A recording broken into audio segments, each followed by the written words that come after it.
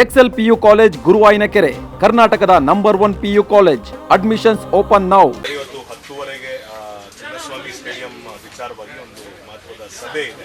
ಏನು ತೀರ್ಮಾನ, ಏನು ಔಟ್ಪುಟ್ ಎಕ್ಸ್ಪೆಕ್ಟ್ ಮಾಡ್ತಾರೆ? ಅಲ್ಲ ಗೊತ್ತಿಲ್ಲ, ಅವ್ರು ಏನು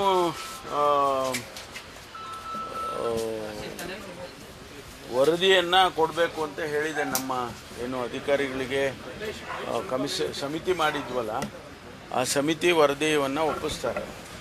ಮತ್ತು KCN ಅವರು, RCBನವರು ಅವರ ಅಭಿಪ್ರಾಯಗಳು, ಅವರು ಅಹವಾಲು ಏನಿದೆ ಅಂತ ಅವರು ತಿಳಿಸ್ತಾರೆ. ಚರ್ಚೆ ಮಾಡ್ತೀವಿ. ಮಾನ್ಯ ಜಸ್ಟಿಸ್ ಕುನಾ ಅವರ ವರದಿಯಲ್ಲಿ ಅವರ ರೆಕಮೆಂಡೇಷನ್ಸ್ ಏನಿತ್ತು, ಎಷ್ಟರ ಮಟ್ಟಿಗೆ ಅದಕ್ಕೆ ಅನುಷ್ಠಾನ ಆಗಿದೆ ಅನ್ನೋದನ್ನು ನೋಡಿ ಆ ನಂತರ ತೀರ್ಮಾನ ತಗೊಳ್ತೀವಿ. ಸರ್ಟನ್ ಕಂಡೀಷನ್ಸ್ ಹಾಕಿದ್ರಿ, ಆದರೆ ನಿಮ್ಮ ಅಭಿಪ್ರಾಯನೂ ಕೂಡ ಇದೆ, ಚಿನ್ನಸ್ವಾಮಿ ಸ್ಟೇಡಿಯಮಲ್ಲಿ ಇಂಟರ್ನ್ಯಾಷನಲ್ ಮ್ಯಾಚ್ಗಳನ್ನು ವಾಪಸ್ ತರಬೇಕು ಅನ್ನೋದು ಇದು ಜನರ ಅಭಿಪ್ರಾಯ ಕೂಡ. ಹಾಗಾಗಿ ಈ ಸಡಿಲಿಕೆಯನ್ನು ಏನಾದರೂ ಮಾಡಿ ಅದನ್ನು ಪರಿಗಣಿಸ್ಬೋದಾ? ಇಲ್ಲ, ಚರ್ಚೆ ಮಾಡ್ತೀವಿ.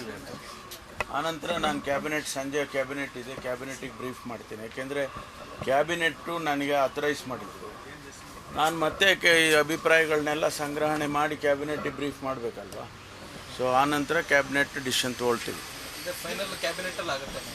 ನಮ್ಮ MLAs ಗ್ರೂಪ್ ಮಾಡ್ಕೊಂಡು ಈಗ ಮತ್ತೆ ಫಾರಿನ್ ಟೂರ್ ಹೋಗ್ತಿದ್ದಾರೆ. BJP ಮತ್ತೆ ಒಂದು ಕಡೆ CBIP ಟ್ರೀಟ್ಮೆಂಟ್ ಅಂದರೆ ಮತ್ತೆ ಇನ್ನೊಂದು ಕಡೆ ನಿಮ್ಮ ಪಾರ್ಟಿಗೆ ಇದು ಗ್ರೂಪಿಸಮ್, ಅವರ ಕಡೆಯವರು ಹೋಗ್ತಿದ್ದಾರೆ, ಇವ್ರ ಕಡೆಯವರು ಹೋಗ್ತಿದ್ದಾರೆ ಅನ್ನೋ ಹೇಳಿಕೆ ಅಲ್ಲ. ಅವರು ಟೂರ್ ಹೋಗೋದಕ್ಕೆ ನಾನೇನು ಪ್ರತಿಕ್ರಿಯೆ ಮಾಡಬೇಕು ಹೇಳಿ?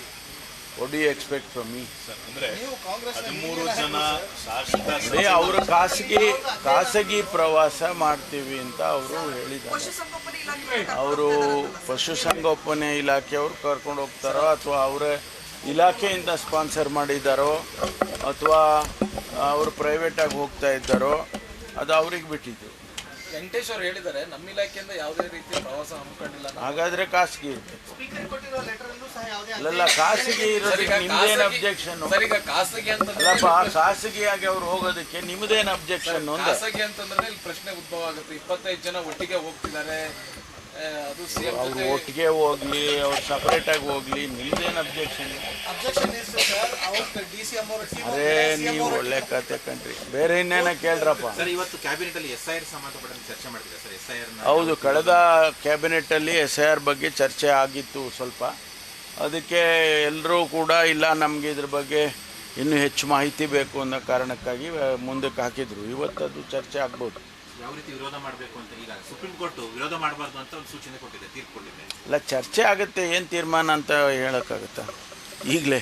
ಕಾನೂನು ಚೌಕಟ್ಟಿನಲ್ಲಿ ಅದು ಒಂದು ರೀತಿಯಲ್ಲಿ ಚರ್ಚೆ ಆದಮೇಲೆ ಅಂತಿಮವಾಗಿ ಕ್ಯಾಬಿನೆಟ್ ಏನು ತೀರ್ಮಾನ ಮಾಡುತ್ತೆ ಅದ್ರ ಪ್ರಕಾರ ಮಾಡ್ತೇವೆ. ತಿಮ್ಮಾಪುರ ಅವರು ಬಂದಿದ್ರು, MB ಪಾಟೀಲ್ ಅವರು ಬಂದಿದ್ರು. ನಮ್ಮ ಇಲಾಖೆದು ಟ್ರಾನ್ಸ್ಫರ್ಸ್ಗಳೆಲ್ಲ ಆಗಿದೆಯಲ್ವಾ, ಅದ್ರ ಬಗ್ಗೆ ಅವರ ಬದಲಾವಣೆಗಳು ಅಥವಾ ಇನ್ನೂ ಅಡಿಷನಲ್ಗಳು ಅದೆಲ್ಲ ಹೇಳಕ್ಕೆ ಬಂದಿದ್ದರು. ಅದೆಲ್ಲ ಅವ್ರವ್ರ ಕ್ಷೇತ್ರದಲ್ಲಿ ಅವರೇನು ಹೇಳ್ತಾರೆ ಅದನ್ನು ನೋಡಿ ಪರಿಗಣಿಸ್ತೇವೆ. ಮತ್ತದೇ ಕ್ವಶನ್ ಉದ್ಭವ ಆಗುತ್ತೆ, ಎಲ್ಲದೂ ಸರಿಯಾಗಿ ನಡೀತಿದೆಯಾ ನಿಮ್ಮ ಸರ್ಕಾರದಲ್ಲಿ? Thank you. ನ್ಯೂಸ್ ಫಸ್ಟ್, ನಿರ್ಭೀತಿಯಿಂದ ನಿಮ್ಮ ಪರವಾಗಿ.